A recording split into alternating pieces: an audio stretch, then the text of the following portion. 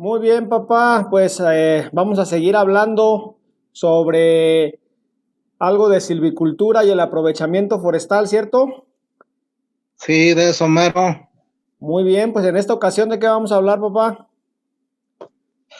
Pues vamos a hablar de en qué consiste el aprovechamiento forestal maderable como eje del aprovechamiento de los bosques, sobre todo los bosques que se encuentran en la parte alta, los que son de clima templado, frío. Muy bien, me parece eso excelente. Pues entonces vamos comenzando con el tema. ¿Por dónde quieres comenzar? Pues cuál fue el origen de esta actividad que se desarrolla en la actualidad, que pues cuando mucho lleva 50 años.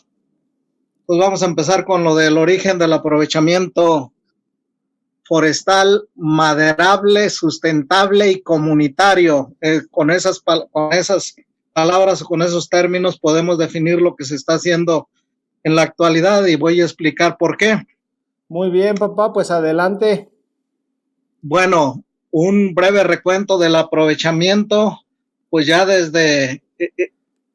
digamos, desde que el hombre empieza a hacer agricultura, pues hay cierto aprovechamiento de la vegetación, básicamente para hacer sus herramientas en determinado momento, para poner cercados a sus cultivos y lógicamente también para la construcción de sus viviendas. Ya en una plática anterior hablábamos de que la humanidad para al desarrollarse va utilizando los diferentes recursos y dependiendo de lo que hay en determinados lugares, pues es lo que va a aprovechar.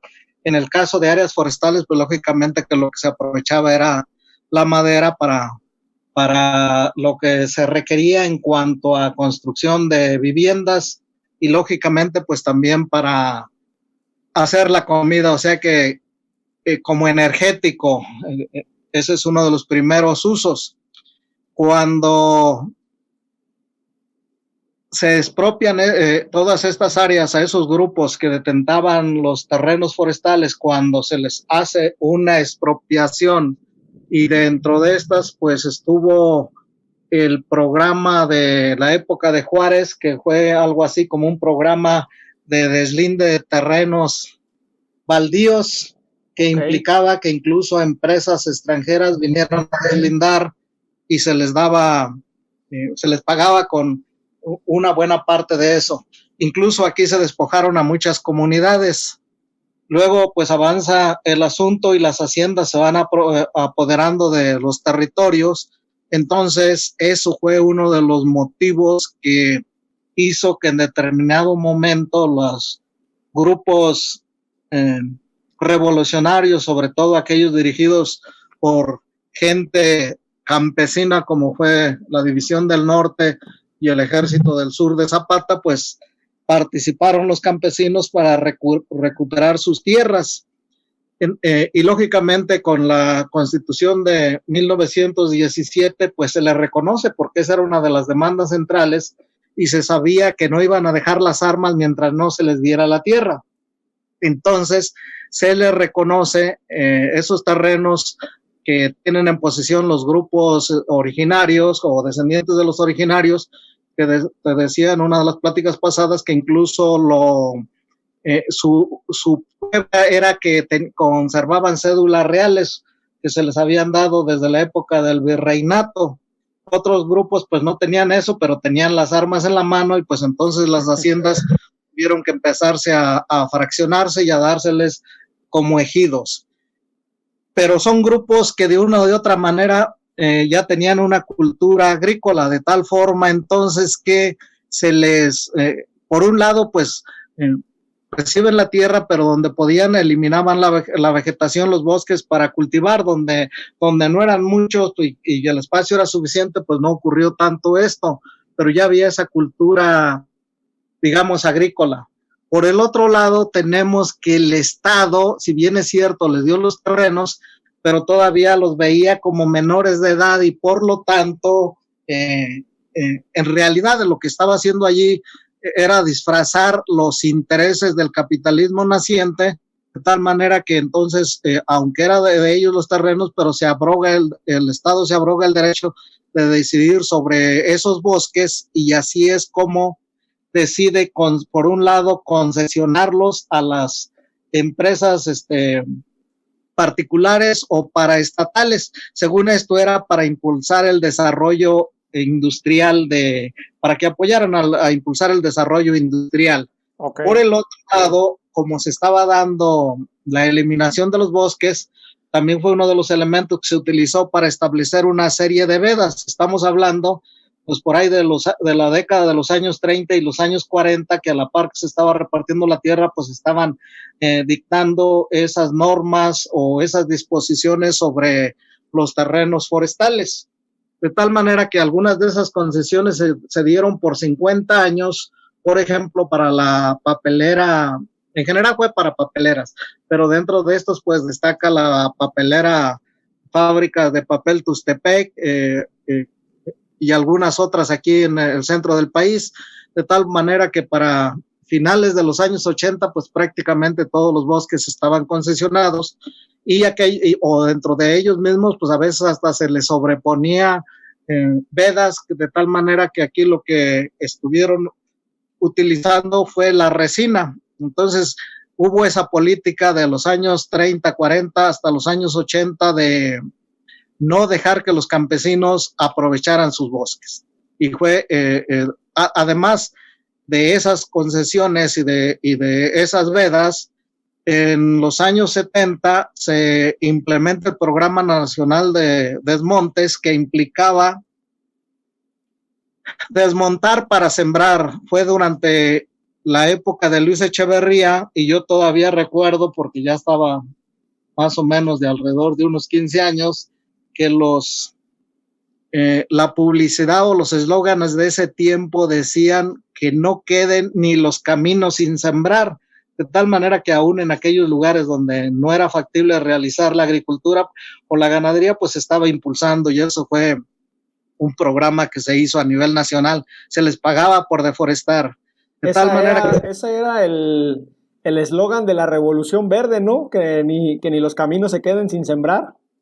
Por ahí venía también, más o menos, fue como resultado, y qué bueno que lo señalas, porque se quería implementar, o de hecho se intentó implementar la Revolución Verde, donde las condiciones no eran las apropiadas para ellos, ya no eran tierras planas, suelos profundos, sin piedra. Bueno, eso de la piedra no es tanto problema, pero deben ser profundos, y además de riego. Entonces, pues ese es uno de los problemas que por ahí pues últimamente he reflexionado, porque siempre se quiere implementar lo que se hace para los terrenos planos en la agricultura, donde los terrenos no son planos, y bueno, son cosas un poco diferentes. Así es. De tal manera entonces que muchos de los bosques se explotaron. En ese entonces no había reforestación.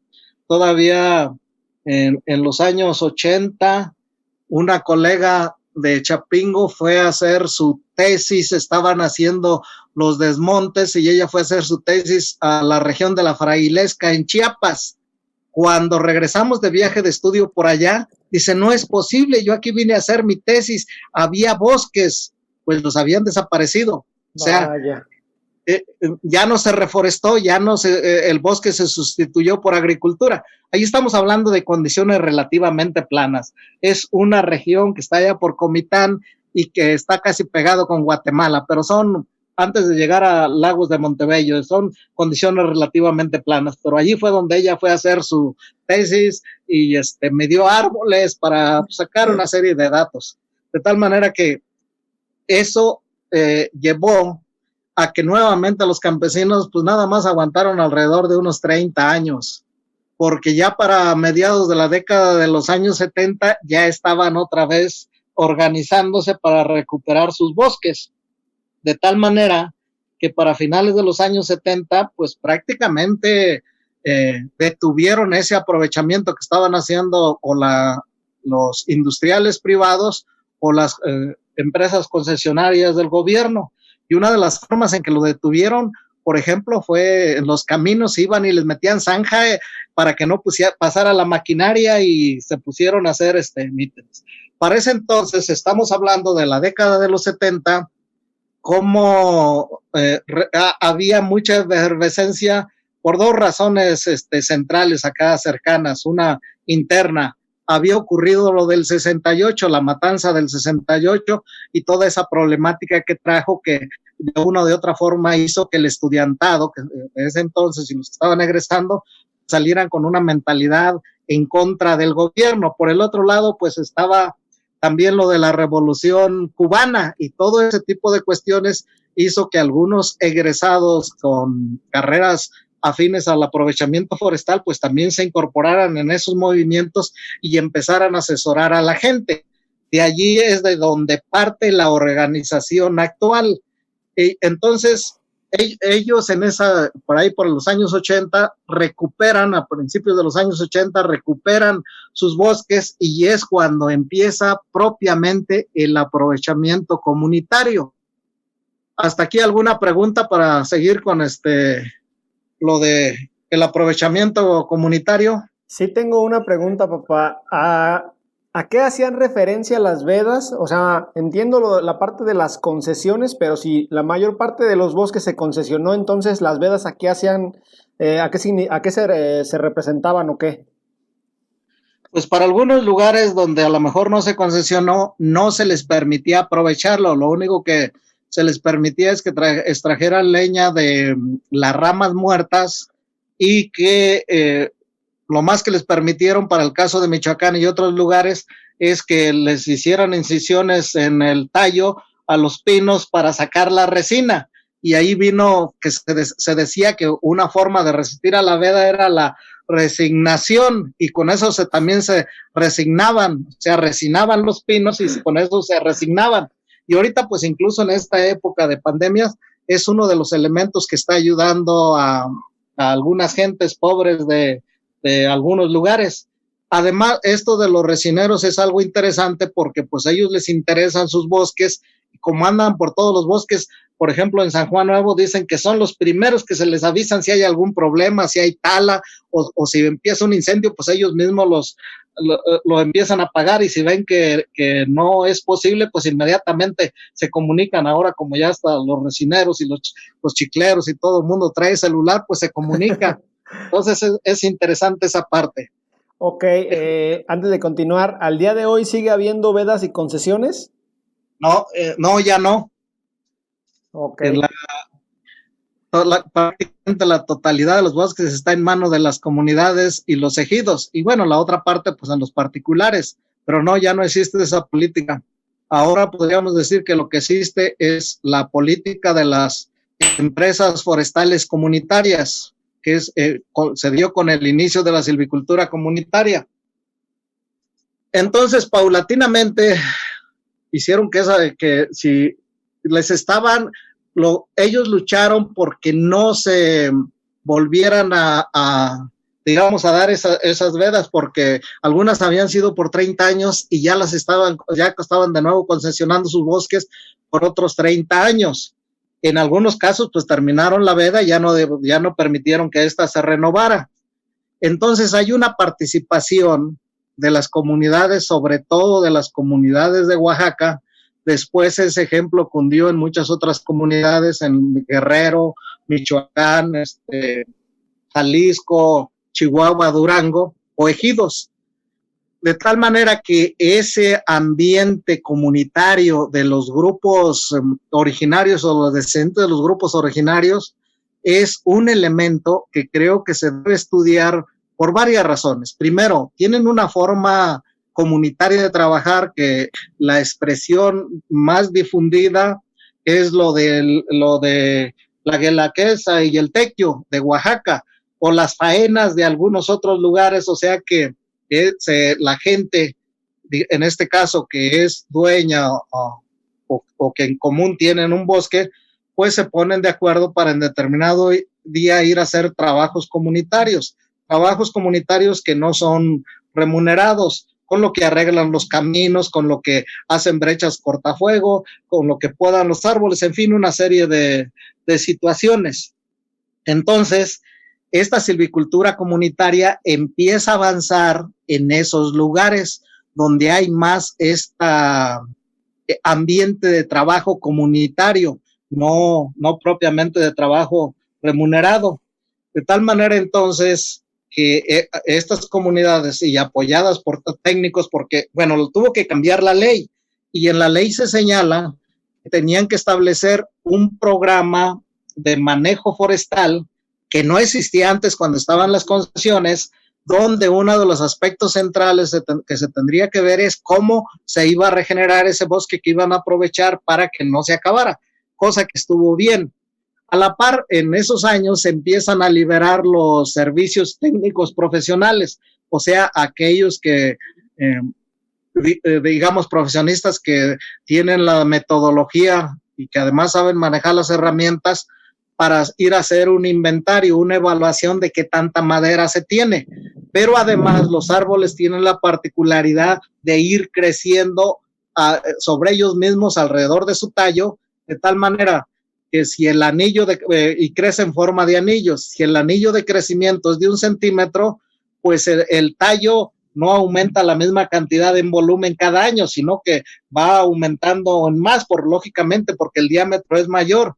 A eso se le dice que el crecimiento en grosor de los árboles es en función del interés compuesto. ¿Por qué? Pues acuérdate que el interés compuesto es cuando estás pagando intereses sobre los intereses. Bueno, pues aquí está creciendo madera sobre la madera, pero como el diámetro es mayor, es cada vez más lo que crece cada año. Okay. Entonces, el concepto de aprovechamiento implica ir a algo así como a sacar esos intereses del bosque. O sea, estimar cuánto crece en 10 años, por ejemplo, para sacarlo. Yo cada 10 años puedo ir al bosque a sacar esos intereses, eso creció. El capital, que es el volumen inicial, pues se sigue quedando allí y es más o menos uno de los conceptos que se utiliza para el aprovechamiento forestal. ¿Por qué se habla de silvicultura comunitaria y de empresas forestales comunitarias? Bueno, aún en la actualidad que ya hubo una medición de los ejidos y que en el caso de las parcelas ya se les dieron títulos de propiedad, incluso en algunos casos, para el caso de las comunidades, pues todo es en común. Para el caso de las comunidades de los grupos originarios, pero son relativamente pocas, unos 2,700 creo, si mal no recuerdo, de alrededor de 37,000 ejidos y comunidades 27,000 ejidos y comunidades que quedan en la actualidad, alrededor de unas 2,700 son comunidades, los demás son ejidos. Entonces, en función de que ellos tienen que, y en el caso de los ejidos también la parte de uso común, que así se llama, los ejidos con la medición fueron 3 tipos de tierra. Por un lado, la parcela, que van a dar títulos parcelarios que pueden pasar mediante un procedimiento legal, pueden pasar a títulos de propiedad. Los títulos de propiedad de los solares, o sea, de asentamiento humano, donde están las casas de los individuos, y el uso común. En el caso del uso común para los ejidos, también es como su nombre lo dice, en común. Esto es que todos los que son dueños del ejido tienen derecho a sus bosques. Por lo tanto, de ahí viene lo de silvicultura comunitaria, porque tienen que ponerse de acuerdo, tienen que haber acuerdos de asamblea para poder decidir aprovechar el bosque. No puede ser una decisión individual, porque no es una propiedad individual en ambos casos. Y a partir de eso, entonces, el ponerse de acuerdo, contratar un técnico, bueno, para eso también hay apoyo de las dependencias, meter ese proyecto que se pide y que lo tienen que meter a nivel de la Semarnat, ya de allí lo pueden distribuir a otras dependencias. Por ejemplo, en el caso del Estado de México está Probosque, que además de la Semarnat y la CONAFOR, que son dependencias federales que tienen que analizar eso y ver que esté bien, pues en algunos casos el mismo gobierno estatal también tiene poder de decisión. Y esto es por lo que ya señalábamos en ocasiones anteriores, que los bosques, además de tener dueños, pues también se consideran bienes sociales, bienes nacionales, de tal manera, porque ahí producen el oxígeno, de tal manera pues que la sociedad en su conjunto pues también puede opinar. Entonces, estos miembros del ejido se ponen de acuerdo, contratan a un técnico, en muchas ocasiones las dependencias como la Comisión Nacional Forestal o algunas otras por ahí a nivel estatal los pueden apoyar para pagar esos estudios, son relativamente caros, y entonces los técnicos, que en este caso como ya son libres, esos son los despachos, presentan una propuesta de aprovechamiento que se lleva, que los representantes del ejido lo llevan a las diferentes dependencias. Si hay necesidad de hacer correcciones, entonces regresa y se hacen las adecuaciones hasta que está listo para autorizárseles. En eso se ven muchas cosas, como qué cantidad de madera se va a aprovechar, a cuánto está creciendo el bosque, o sea, cuánto hay que sacarle, qué tipo de tratamientos hay que hacerle para conservar la fauna, para conservar la misma calidad de la vegetación, la infiltración del agua y muchas cosas más. Pero además, pues implica que también tienen que hacer caminos para poder aprovechar los bosques que están en terrenos montañosos, y la mayoría de nuestros bosques en la actualidad están en ese tipo de terrenos. Pues no se puede sacar la madera si no hay caminos, entonces tienen que hacer los caminos. Allí también al inicio se les puede apoyar, ya después van avanzando, y ahorita encontramos algunos ejidos relativamente pequeños porque 500, 600 hectáreas, pues no es mucho, pero hasta maquinaria, con algunos que han sabido trabajar, ya hasta su maquinaria propia tienen para hacer caminos, incluso les hacen caminos a otro. Entonces, en ese estudio deben estar hasta dónde quedan los caminos para sacar esa madera, y salen muy caros hacer estos caminos. El primer aprovechamiento, a veces, si no hay algún otro tipo de apoyo, pues cuando mucho alcanza para pagar los salarios y para hacer los caminos. Y entonces, ya eso, el que se les autorice un aprovechamiento, esta autorización de un aprovechamiento es por 10 años. El estudio tiene que contemplar, por ejemplo, 50, 60 años, pero el aprovechamiento que se les da es por 10 años. Y ahí está estipulado cuánto van a cortar cada año, y las dependencias pueden ir a ver que estén trabajando bien. Si están haciendo las cosas mal, se les puede suspender el aprovechamiento, incluso el técnico y las autoridades pueden ir a parar a la cárcel si están haciendo mal manejo. Y ese estudio autorizado y el volumen que van a extraer, podríamos decir que esa es la primera empresa forestal comunitaria que constituyen. A partir de ahí pueden empezar, pueden seguir con algunas otras empresas. La siguiente casi que siempre establecen, pues es el aserradero. A veces hay algunas otras empresas por ahí, que es por ejemplo la de los camiones para bajar la madera, pero generalmente lo que hacen los ejidos, pueden tener su propio camión, pero también lo dejan libre para algunos ejidatarios o algunas otras personas que puedan bajar la madera, y por eso se cobra. Entonces, ese es el inicio de las empresas forestales comunitarias. Seguir avanzando en estas empresas forestales, pues implica incluso aprovechamiento no maderable. Ya decíamos el aserradero, ese es, o aprovechamiento maderable, por ejemplo, poner resineras para procesar la resina, establecer embotelladoras de agua, proyectos ecoturísticos, como por ejemplo en San Juan Nuevo, que tienen sus cabañas. En muchos lugares ya tienen sus cabañas, y así por el estilo. Son ejemplos de lo que pueden ser empresas forestales comunitarias. Otro de los que es común, pues es el vivero, donde no solo producen la planta para reforestar ellos, sino para vender. Estos a veces con convenios con la Comisión Nacional Forestal. Más o menos lo que van a requerir son alrededor de unas 1,500 a 3,000 plantas para reforestar por hectárea, dependiendo de la cantidad de lo que le quieran meter. Okay. Y más o menos lo que se está trabajando en la actualidad. Y algunas comunidades grandes, yo me refiero a comunidades grandes, aquellas que rebasan las 5,000 hectáreas de bosque. Comunidades medianas, aquellas que están entre los 5,000 y los 1,000 hectáreas, y pequeñas son las que tienen menos de 1,000 hectáreas, que es con muchas de las comunidades con las que yo he ido, son medianas y pequeñas. San Juan Nuevo, Ixtlán de Juárez y algunas otras comunidades, pues tienen mucha superficie. Por ejemplo, en el caso de San Juan Nuevo son alrededor de 11,000 hectáreas, pues esas ya son comunidades grandes y ya manejan cantidades muy grandes de madera en volumen. Sí. En el caso, por ejemplo, de Pueblo Nuevo, que es una de las comunidades que he estudiado, pues más o menos ellos van a cortar alrededor de 16 hectáreas, promedio 15 hectáreas por año, con un promedio de entre 100 y 150 metros cúbicos por hectárea, o sea que van a estar cortando alrededor de unos 1,500 metros cúbicos. A grandes rasgos, papá, ¿podrías comentar cuáles son las especies las especies vegetales que más se explotan en nuestro país? Bueno, nada más cambiamos el término de explotación por aprovechamiento. Ok, perfecto. Explotación es efectivamente lo que se hacía antes. Aprovechamiento es lo que se hace en la actualidad. Y vamos a explicar por qué es un aprovechamiento.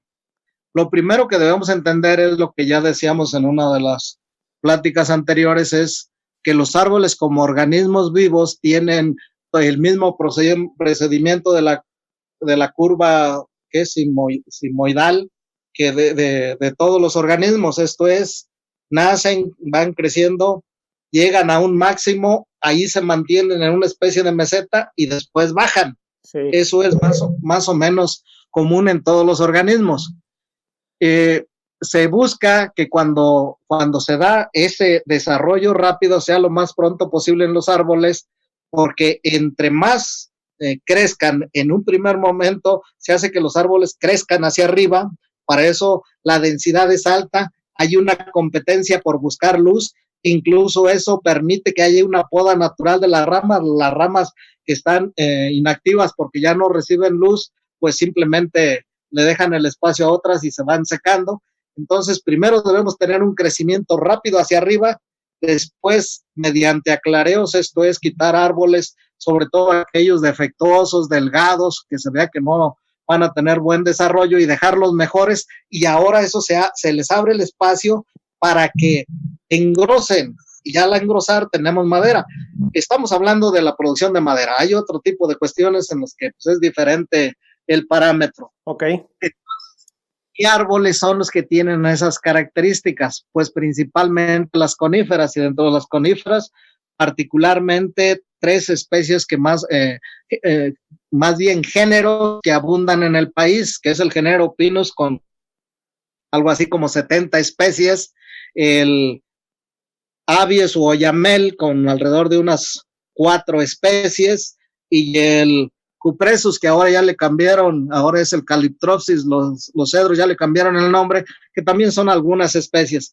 En orden de importancia, primero son los pinos, luego los oyameles o abies, y después los cedros. El cedro es esa madera que huele a lápiz, más o menos es aromática.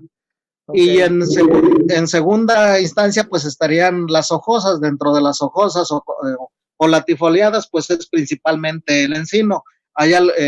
La mayoría de los encinos no tienen la particularidad de crecer hacia arriba, pero hay algunas especies que sí, en alta densidad se van hacia arriba. Por ejemplo, en Villa del Carbón es uno de los lugares donde hay muchos de estos encinos que crecen también hacia arriba, y eso los utilizan incluso para postes. La madera del encino es más resistente todavía que la del pino, de tal manera que se pueden utilizar para postes. Fundamentalmente esos son, y dentro de esto, pues alrededor del más o menos del 70 a 75%, pues es madera de pino. Luego sigue la de oyamel y la de cedro, y con eso pues nos andas dando alrededor de un 80, a veces un 85%. Las tropicales, la de la selva, eso es alrededor de un 20 a un 15% de lo que se aprovecha. Pero ya hablaremos en otra ocasión de las selvas. Muy bien, perfecto. ¿Hasta aquí alguna pregunta o continuamos con cuáles son las ventajas y desventajas? Veamos las ventajas y desventajas, ya después te pregunto. Perfecto. Primero las desventajas. Yo creo que la desventaja más grande es que tiene que llegarse a un consenso mayoritario para el aprovechamiento forestal. Esa es una de las, eh, que podríamos decir una desventaja. No puede ser una decisión de las autoridades ejidales o comunales, tiene que ser una decisión de la asamblea, porque incluso pues es la forma en que deben llegar los papeles deben llegar a las dependencias con el acta de la asamblea. Entonces ahí es donde está una de las problemáticas, porque pues ya ves que a veces dos individuos de diferentes, bueno, un hombre y una mujer se casan y termina un divorcio, pero ya no son dos, ya son tres, porque el hijo se va con los abuelos, de tal manera que pues es una situación difícil. Ahora imagínate, para que se pongan de acuerdo cuando son 1,000 ejidatarios o comuneros, como en estas comunidades de Islán o de San Juan Nuevo, que son alrededor de unos 800 a 1,000. En estos ejidos que yo les he estado poniendo por ahí atención y visitando un poco más, pues son alrededor de 100, pero aún así tienen una serie de problemas para ponerse de acuerdo y va a ser difícil que todo mundo piense igual, pero bueno, se busca que la mayoría. Otra de las desventajas es la edad de los ejidatarios o los comuneros. Son personas ya de 60 años para arriba, muchos. Ha habido problemas a veces en la sucesión, no ha faltado, eso fue algo parte de lo que yo viví cuando anduve en el Procede allá en Guanajuato, de que se decía, bueno, se quería fomentar ese relevo generacional y entonces uno de los aspectos que se decía es pues que ya se hiciera la sucesión de tal manera que el documento con la medición que se hacía en el Procede, pues ya saliera a nombre del nuevo ejidatario. Y aunque no lo creas, más de una ocasión nos sucedió que el nuevo ejidatario, o sea, el hijo, corría al papá. Decía, pues es que la parcela, si la parcela es mía, también la casa ya es mía.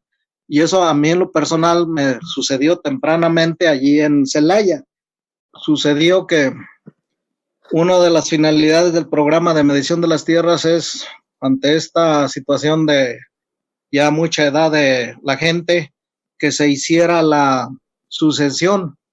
Entonces nos sucedió tempranamente, íbamos adelantados, que cuando se hizo esto, el hijo, que era el que sucedía en el derecho de la parcela, corrió al papá. Lógicamente, pues allí influyó la esposa. Entonces, pues fueron a reclamarnos una hermana y con el señor. Ya le explicamos de qué se trataba y le dijimos, pero no se preocupe porque eso pues todavía no está hecho, apenas fue algo así como una intención y qué bueno que nos dimos cuenta. Ya fuimos con el señor y con el comisario y le dijimos, pues eso no procede porque usted corrió a su papá. No, pues es que la parcela y la casa, el terreno es de uno, pues no es así, es de él. Y por lo tanto lo sentimos, eso no va a proceder y en la asamblea lo vamos a señalar y el señor está en la libertad de cambiar de sucesor, lógicamente que puso a la hermana. Entonces suceden ese tipo de situaciones y por desgracia, pues por los que a veces las personas mayores no quieren dar la sucesión, pero como quiera que sea, pues es uno de los elementos que cada vez sucede menos. Entonces esa es otra de las desventajas. Eso mismo conlleva a que casi no hay en muchos lugares que no han iniciado el aprovechamiento forestal sustentable comunitario, pues no hay mano de obra. Los jóvenes van, esa es otra de las cuestiones de que no hay muchas oportunidades, de tal manera que cuando se van organizando y empiezan a crearse empleos, que esa es una finalidad de las empresas forestales comunitarias, estos empleos se les van dando a jóvenes de las mismas comunidades. El mejor ejemplo para mucho, pues no, en San Juan Nuevo, ahí preparan a la gente. Estaba viendo unos videos y dice un muchacho pues, que sus papás le platicaban que en la resinera se requería un químico y pues él estudió química de tal manera que ahora es el que dirige esa resinera. Entonces, aunque no son muchos, pero siempre se van creando algunos empleos. Las ventajas son muchas. Bueno, hay otra desventaja antes de señalar las ventajas, es que como estamos en un sistema capitalista y todavía no se ha creado la normatividad para estas empresas forestales comunitarias, se les cobran los impuestos y lo demás como a cualquier empresa, pero estas son empresas comunitarias, no son empresas capitalistas y ahorita andan peleando en eso. Entonces, dentro de las ventajas son muchísimas. Se ha encontrado en primera instancia que en los lugares donde empieza el aprovechamiento forestal son los lugares mejor cuidados porque simple y sencillamente la gente ya está sacándole provecho a sus bosques de tal manera que les interesa cuidarlos. Decíamos que las ventajas son bastantes. La primera de ellas es que empieza a haber circulación de dinero y como hay circulación de dinero, pues lógicamente que empieza a reactivarse la economía en forma autosugestiva, o sea que desde adentro se empieza a reactivar la economía. Okay. Ya te decía que en estos lugares incluso los bosques se conservan mejor que en otros lugares porque a la gente ahora le interesa ya cuidarlos. Sí. Hay salarios en muchos lugares, ya llega a haber hasta reparto de utilidades. La mejor forma es que se paguen los salarios, que de las ganancias que quedan, una parte se dedique para reinvertir y para inversión social. Muchas de estas comunidades han apoyado la construcción de escuelas, de centros de salud, en fin, de ese tipo de cuestiones. Okay. Y la otra parte, pues, que se le reparte algo. Hay comunidades donde han acordado que todas las utilidades se reinviertan. ¿Dónde está la ganancia? En la creación de empleos. Entonces, cada vez más ocurre eso.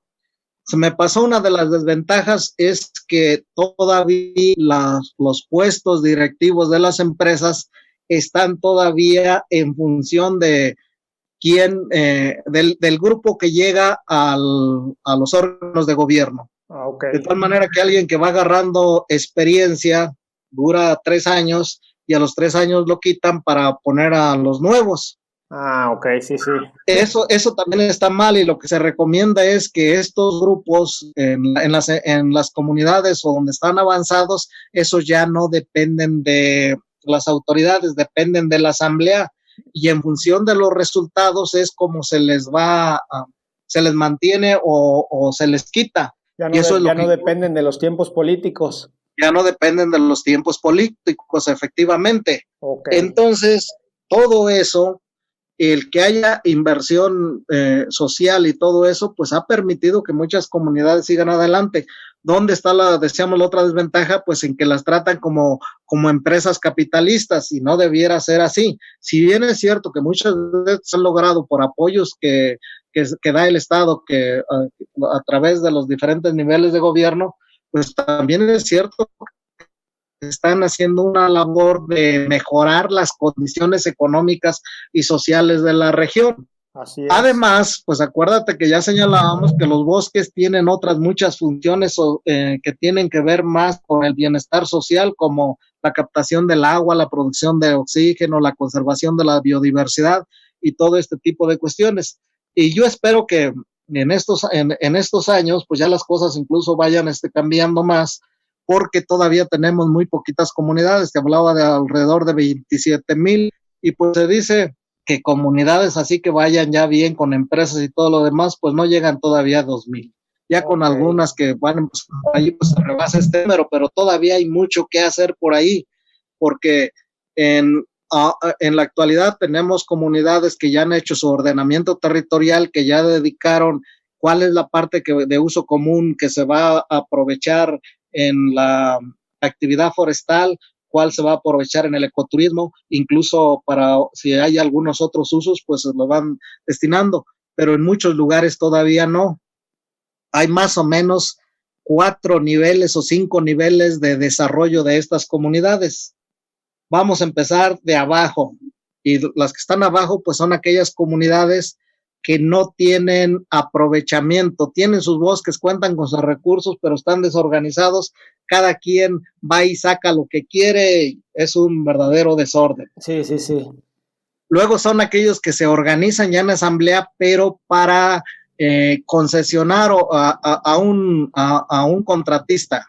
Entonces ellos en asamblea pues escuchan los precios y el contratista, pues aquel que gana, pues,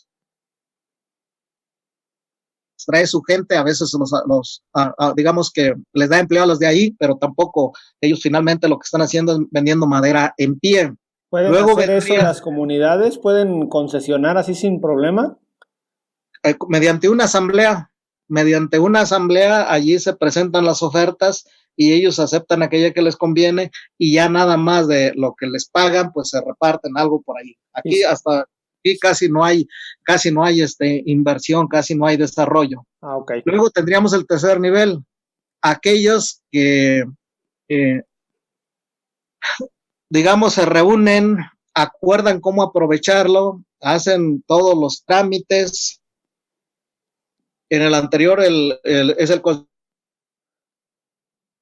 concesionario el que hace el trámite para el aprovechamiento, o sea que pone el estudio y todo lo demás. En este otro, en el tercer nivel, no, ya son ellos mismos, ya tienen el control y ya lo que hacen es aprovechar sus bosques.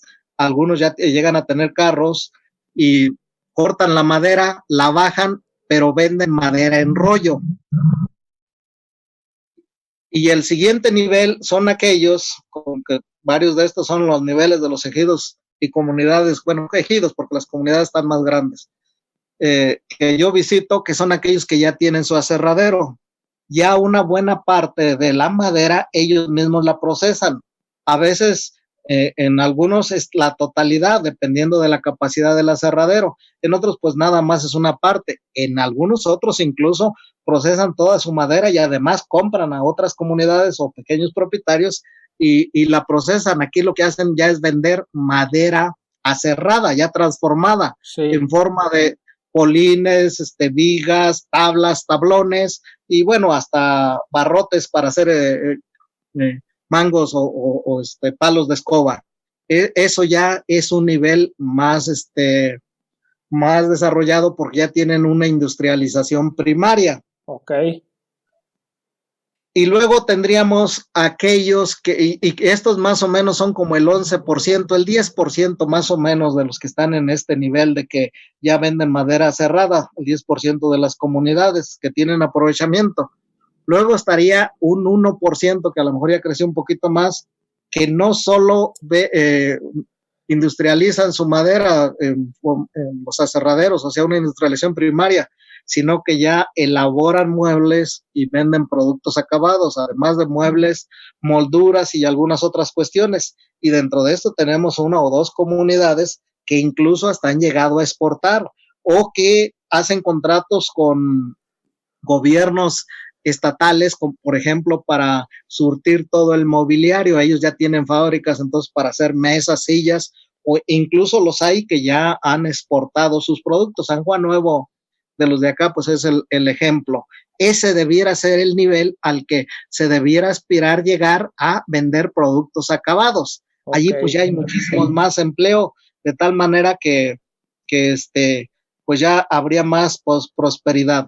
Ahora bien, yo en un inicio tenía la idea de que el tamaño importaba y lógicamente que en este caso el tamaño sí importa, pero lo que importa más es la organización, porque hay ejidos que tienen 300 hectáreas para 50 gentes, pues es muy poquito, sí, aparentemente, pero que fueron apoyados y que tienen sus aserraderos y que están avanzando y que ya andan pensando en poner su fábrica de muebles. ¿Por qué? Pues porque decíamos que hay muchas comunidades que todavía no pueden estar organizados, entonces cuando medio se organizan para vender madera, pues ellos las compran y pueden seguir avanzando. De tal manera que estamos ante la posibilidad de que se apoye eso y pueda haber un desarrollo endógeno, un desarrollo económico y social endógeno, lógicamente con inyecciones de apoyos del gobierno de nuestros impuestos, y eso es algo motivante porque da empleo a algunos de los jóvenes. Para mí es algo motivante, por ejemplo, que en Guayacocotla de todos los lugares donde le han dado, Guayacocotla me interesa porque sus comunidades forestales son jóvenes egresados de carreras, no estoy hablando de bosques, pero hay más, está la licenciada de los árboles, alguien que estudió leyes y que ahora anda promotora forestal y bueno, como es allí familiar del técnico egresado de Chapingo, pues entonces anda con él y le pasa todos los conocimientos forestales y pues habla ya con toda la terminología forestal, por eso le llamo la licenciada de los árboles. Vaya. Para darte una idea, en esos lugares son los jóvenes los que tienen un protagonismo fuerte y te diré que algunos de ellos, en el caso de este ingeniero que te estoy hablando, primo de la licenciada, pues él es incluso ejidatario. Entonces aquí se rompe un paradigma por ahí que dice que nadie es profeta en su tierra, de tal manera que ese caso me interesa y lo platicaba por ahí con alguien de los que anda en lo de la educación, la enseñanza acá en Chapingo, que le interesa esos temas porque le digo, bueno, ¿cómo está impactando eso? Hay mucho allí que estudiar. No son de las comunidades más avanzadas, pero son uno de los lugares donde creo que se puede hacer por esta situación de que los jóvenes profesionistas ya tienen mucha influencia, sí. Se puede llegar a la otra parte. Por un lado, sería el desarrollo forestal comunitario integral. O sea, integral, pues implica todo, pero todavía el concepto lo podemos llevar más allá y es un desarrollo agrícola integral. ¿Qué quiere decir? Que se definan las áreas que es para la actividad forestal, las áreas que es para la actividad agrícola, las que pueden ser aprovechadas en el pastoreo para el ganado y además del ecoturismo. En el caso de este ejido que te estoy hablando, pues también tiene minería, están extrayendo caolín, de tal manera que podemos armar ese modelo de cómo debe ser el desarrollo en esos lugares donde hay agricultura, donde hay ganadería y actividad forestal. Hay otros lugares que nada más tienen la actividad forestal, de tal manera que sea integral. Y para eso es una mentalidad completamente diferente a la que se tiene que aplicar, por ejemplo, en el Bajío, donde pues son los cultivos empresariales que van para exportación o para mercados nacionales. Acá la parte de la agricultura tendría que ver en primera instancia con el consumo de la gente. Te decía que reflexionando sobre esto he llegado a la conclusión de que por origen de los alimentos pues son más o menos 4. Primero, aquellos que producen para alimentar a la familia. Esa es la función central, la finalidad central, producir para alimentar a la familia. Luego tendríamos aquellos que producen para vender, pero principalmente en los mercados nacionales, los que van a abastecer a las grandes ciudades. Lógicamente allí pues también dentro de los campesinos a veces les sobra algo y también lo venden, pero por enfoque. El otro son aquellos que producen para exportar, o sea, los que están produciendo con la alta tecnología de los invernaderos, pues no es para el mercado nacional, sino para exportar. A veces no es necesario la alta tecnología, como en el caso de lo que tú te mueves de las frutillas, pero ahí sí. La finalidad es la exportación, no ya el abastecer mercados nacionales, pues ya es en segundo plano. Y luego estaría un último nivel, pero que ya no tiene que ver con cuestiones acá internas, sino son los alimentos de importación. Algunos porque no tenemos las condiciones climáticas y algunos otros por lo que tú gustes por ahí. Pero pues ya en los mercados hay muchos productos que vienen de importación de Estados Unidos, de Chile, de muchos otros lugares. De tal manera entonces que esa parte de dónde se producen y para dónde van los alimentos, pues nos marca 3 Méxicos completamente diferentes y no puede ser la misma política para cada uno de estos lugares. Como tenemos una cultura agrícola aún en esas áreas forestales, pues por allí habría que ir desarrollando esa situación y lo podemos ampliar más allá con lo de la captación de agua, con la captación de carbono y todas estas cuestiones que tienen que ver con ya con otro tipo de servicios. Es más o menos la idea de lo que podemos platicar de hasta dónde se puede llegar esto y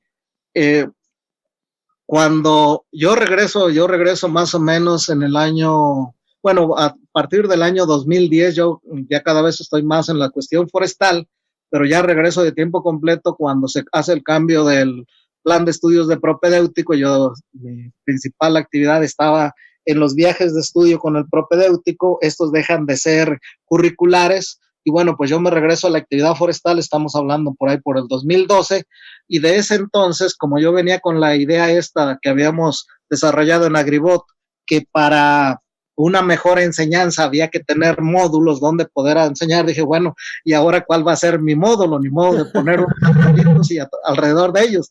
Pues lógicamente que el módulo de la enseñanza tiene que ser cómo debe ser el aprovechamiento forestal, pues integral. Yo en ese momento decía, pues con que lleguen a tener fábrica de muebles, y pues empecé a buscar esos ejemplos donde llevar a los muchachos. Inmediatamente, pues ya desde antes, San Juan Nuevo era el punto de referencia y me voy para allá, pero me llama la atención poderosamente los comentarios de una chica allí después de cuando estábamos haciendo el análisis, fue precisamente en la generación en que tú estabas en propedéutico, cuando fuimos para allá, y una chica agarra y dice, pues esto está muy bien, me gusta, pero no creo que lo pueda implementar en mi comunidad. Ah, caray, ¿por qué no lo? Yo sabía que venía de una comunidad forestal. Dice, sí. ¿Por qué crees que no se puede implementar? Dice, no, pues es que allá es muy poquito lo que tenemos. Dice, no sé de ejidatarios, pero pues deben ser como 50. Dice, le voy a preguntar bien a mi papá. Y de superficie, pues no tenemos, yo creo que ni siquiera 1,000 hectáreas. Póngale que sean 1,000 hectáreas, acá tienen 10,000, 11,000. Entonces dije, como que queda la idea de que lo lograron en función de que es una comunidad grande en superficie y en número de gente. Así es. Yo lo primero que le dije, pues imagínate, para poner de acuerdo a cerca de 1,000 comuneros, pues yo creo que si son menos se pueden poner de acuerdo. Y ya he dejado casi desde ese entonces de ir para allá y me dediqué casi como 3 años a andar por aquí preguntando y viendo dónde estaba eso, y pues afortunadamente luego caí con Pueblo Nuevo, allí tengo mis amigos que ya te presentaba esto, y bueno, son alrededor de 110 ejidatarios con 800 hectáreas, creo que ya crecieron porque ya terrenos que estaban en la agricultura ya los están regresando a la actividad forestal, pero no llegan a las 900 hectáreas, y entonces ya son un ejemplo porque pues ellos ya tienen su aserradero automatizado, después de tener un aserradero por 2 o 3 años de casi manual, ya tienen un aserradero automatizado, tienen estufa de secado que es para secar la madera con mejor calidad, y ellos ya están pensando en pasar a la elaboración de muebles. De hecho, ya hay un grupo de mujeres que ya andan en la elaboración de muebles, empezó con la elaboración de artesanías y ahorita ya andan en la elaboración de muebles. Y por el otro lado, pues tienen su maquinaria y tienen su empresa para hacer caminos, en fin, es interesante. Y es una comunidad relativamente pequeña, no es una comunidad, es más, no hay allí rasgos indígenas, más bien son un poco más europeos, medios güeros. Y bueno, pues, y así como eso, pues ya después me di cuenta, va uno preguntando con ellos mismos, oigan, ¿y quién otro estará con ustedes? No, pues aquí está fulano, por allá está sutano, y pues ahorita ya hay suficientes comunidades como para llevar un grupo, porque acá estamos hablando de 10 grupos de propedéutico y alrededor de 20 de tercero, de tal manera que por año tenemos, cuando no estaba la pandemia, por año teníamos que llevar a 20 grupos, y pues lo más que puedes llevar a un lugar, pues son 2 grupos. Sí. Y eso, o bueno, en el caso de Juan Nuevo podemos llevar más grupos, porque ahí ya como parte de los servicios que ellos brindan, pues es la atención esta, para eso pues ya es como parte del ecoturismo, ya se paga una cuota, pero en general, en otros lugares pues eso no es posible, pero sí va avanzando y es interesante, y por eso es que yo me he dedicado un poco a medio, cuando puedo, investigar esto, porque hay que desarrollar bien ese esquema y ver la manera de impulsarlo en otros lugares. Por ejemplo, ahorita mi atención, dije, bueno, ¿para qué ando yendo tan lejos? Aquí mismo enfrente tenemos bosque. Pues lo primero que hice fue ir a preguntar y sí hay aprovechamiento, no tan avanzado como el que te he platicado, pero ahí está, ya están los cimientos, y creo que sería uno de los lugares mejores, aunque ya no es tan agrícola, ya está más con una cultura urbana, porque muchos van a trabajar a la Ciudad de México y todo, pero finalmente la importancia que tiene esta área de macizo de la Sierra Nevada, pues es muy relevante por todo lo que implica que alrededor del 25% de la población viva aquí en el Valle de México, y tiene la ventaja de pues que en media hora o en 1 hora ya está uno allí arriba en las comunidades. ¿Qué comunidades son? Estamos hablando fundamentalmente de San Pablo Itzayo, Tequesquinahuac, San Dieguito, con los que más, bueno, Santa Catarina, San Jerónimo, Amanalco, pero con los que más acercamiento he tenido ha sido con los de San Pablo Itzayo. Es más, es un pueblito que presenta características ya casi integrales. Tienen invernaderos, producen flor. Por el otro lado, tienen toda una cultura de las terrazas, tienen ecoturismo y lógicamente tienen aprovechamiento forestal. Hay una asociación que como de 5 o 6 ejidos, San Pablo Iztayo, Tequesquinahuac, San Miguel Tlaixpan, que tienen como característica que la entrada para sus terrenos es única, es la de Tequesquinahuac, y de tal manera que allí pues, pusieron una pluma y allí llevan el control de la gente. Entonces, creo que se puede ir avanzando en algunas cuestiones. Y bueno, así pues hay en algunos otros lugares cuando llegamos y pues lógicamente uno llega y empiezan a platicar y agarran confianza y pues le dicen, oigan, ¿y qué otras cosas podemos hacer? Eso ha sucedido con algunas de estas comunidades y sobre todo las que están abajo de allá del Popo. Cada año íbamos para allá, por estos días ya estábamos empezando a subir. Okay. Y llegamos con unos ejidatarios allí de Ameca Meca, porque pues están sobre la carretera y es donde hacemos nuestras paradas y además tienen árboles de Navidad y pues lógicamente al entrar a ver los árboles de Navidad entra en contacto. Y entonces ahí hay algunos jóvenes, cuando empiezan a preguntarle o uno les empieza a platicar, pues ellos también se entusiasman de saber y se los presentan. Incluso si quieren, cuando gusten podemos ir a estos lugares donde estén más avanzados para que ellos mismos sean lo que les platiquen. Y un último elemento que tienen estos es sus escuelas campesinas. Ese es un gran acierto de la CONAFOR, la Semarnat y todas estas dependencias que en determinado momento empezaron a fomentar dos figuras importantes. Por un lado, el promotor forestal, que es aquel que ayuda al comisariado, que anda haciendo gestiones o apoyando en las gestiones, y las comunidades instructoras. Casi en muchos lugares hay o hubo promotores forestales, que son algo así los que se encargan de concientizar, de platicar. Sí, sí, sí. Y por el otro lado, una de las primeras comunidades instructoras que ahora están pasando a comunidades escuelas, la diferencia parece ser que ya como comunidades escuelas ellos pueden hacer el trato directo, mientras que comunidades instructoras es a través de las dependencias. Este ejido que visito acá de Pueblo Nuevo, Peñuelas, Pueblo Nuevo, pues también ya está en ese nivel.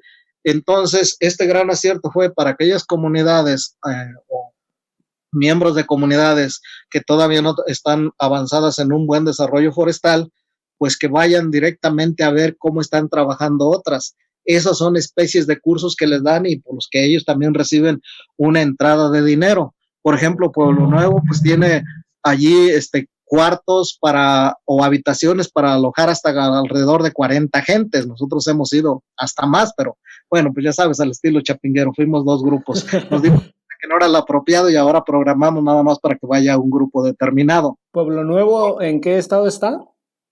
Chinahuapan, Puebla, está la entrada está enfrente de Piedras Encimadas, que es el Valle de Piedras Encimadas.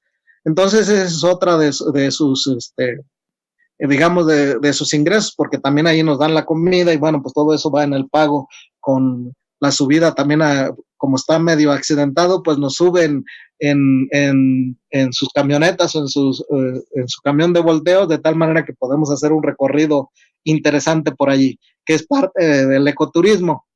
Entonces, pues una vez que yo en lo personal me reincorporo y que vuelvo a revivir eso de por qué son importantes los bosques, pues le encuentro sabor a esta situación y con lo que ya traía de andar hasta en los invernaderos automatizados, pues creo que me da una posibilidad de ver más o menos el fenómeno y por eso he llegado a lo que te decía, esto que tú también ya has empezado a señalar, que hay una parcialización del conocimiento y que por desgracia no nos permite ver el fenómeno en su complejidad o en su totalidad, que es la especialización.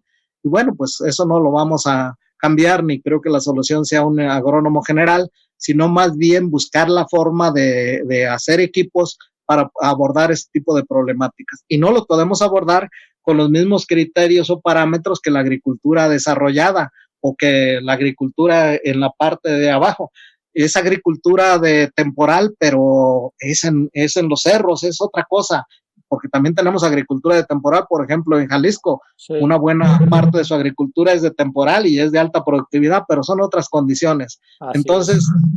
Creo que para resolver la problemática, en primera instancia, tenemos que resolver la problemática de estos que viven en el campo, que a lo mejor debe dar, si se dice que de indígenas andan alrededor de unos 15, pues ponle que sea entre 15 y 20 millones de mexicanos que estuvieran en estas condiciones, que aparentemente no son muchos, es más, aunque fueran 10, aparentemente no es mucho, pero es allí donde tenemos la totalidad de los productores que son más del 50% que ni siquiera sacan lo suficiente para comer. Entonces, si tenemos estas alternativas y ya hay un déficit porque de productos ya acabados o madera cerrada, pues a veces se requiere hasta el doble de la que se está produciendo acá.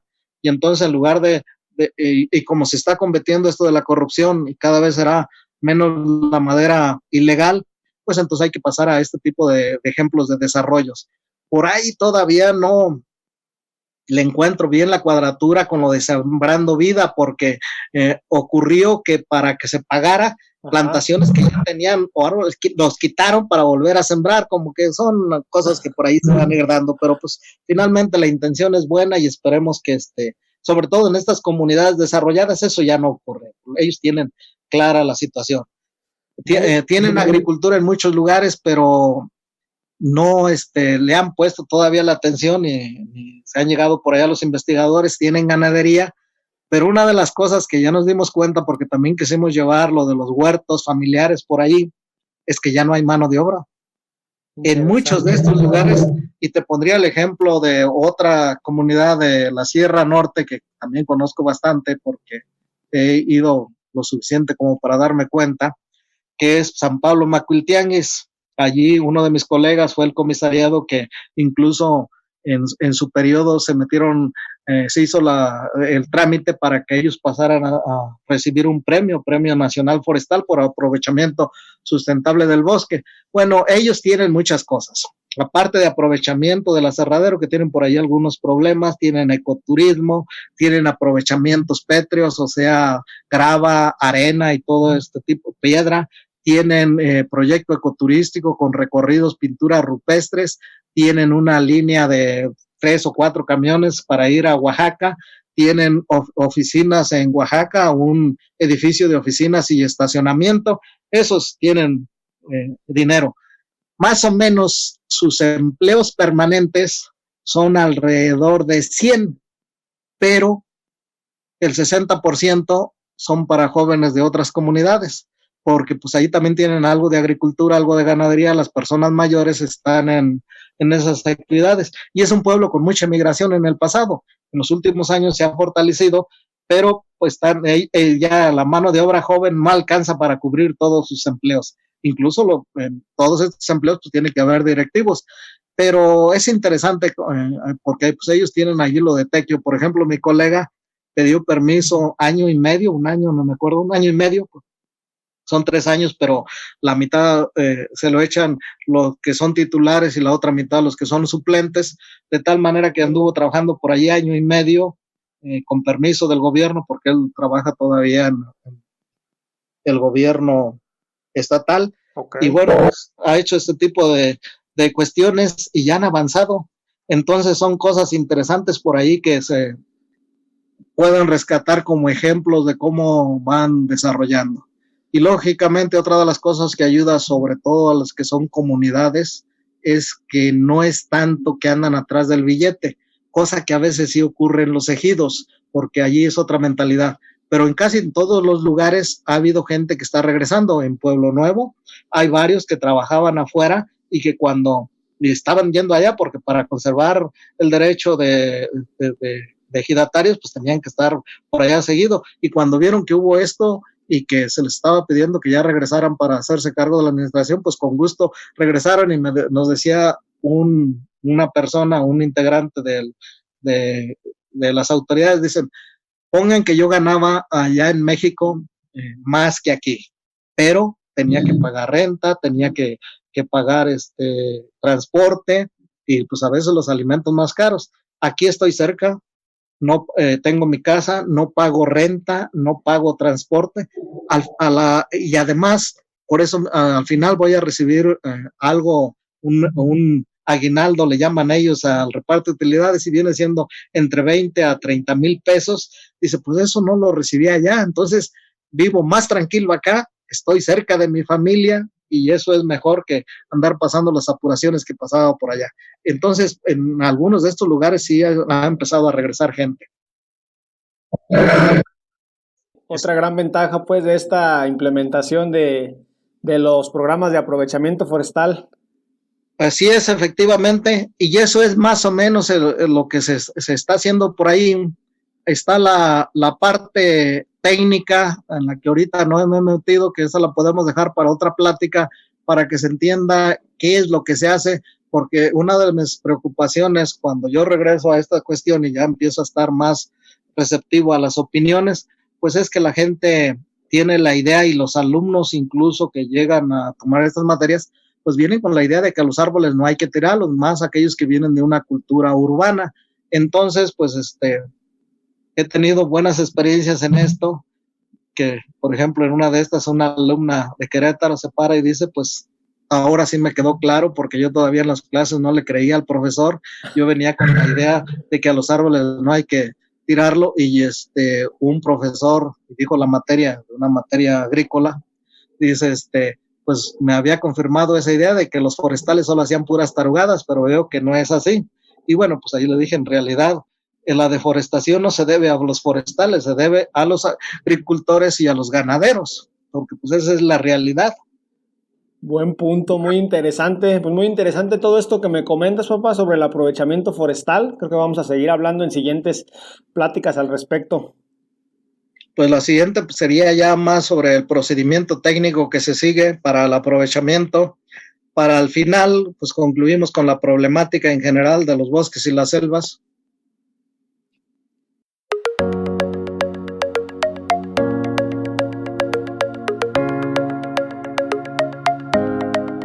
Hemos llegado al final de este episodio. Muchas gracias por escuchar Podcast Agricultura.